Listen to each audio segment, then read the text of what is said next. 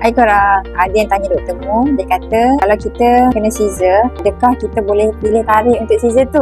Jom, dengar apa doktor Mu kata. Sebenarnya, ada setengah orang kan doktor akan cakap, oh awak ni tak boleh bersalin normal, mesti kena Caesar disebabkan oleh faktor-faktor seperti buri dekat bawah, placenta previa, mungkin baby songsang ke, mungkin baby besar ke, mungkin ada masalah kesihatan lain yang doktor tak bagi awak bersalin secara Caesar. Yang itu kita panggil elective Caesar, bukan emergency Caesar. Kalau emergency Caesar, contoh kita dah masuk ke labor room, kita dah try untuk bersalin normal tapi tak berjaya, contoh macam baby lemas ke, poor progress ke, tak buka jalan ke, so doktor akan buat emergency Caesar.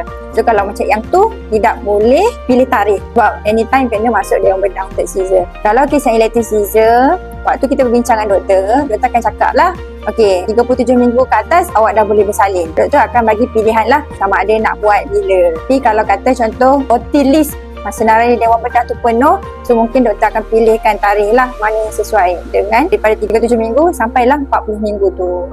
Dapat tak?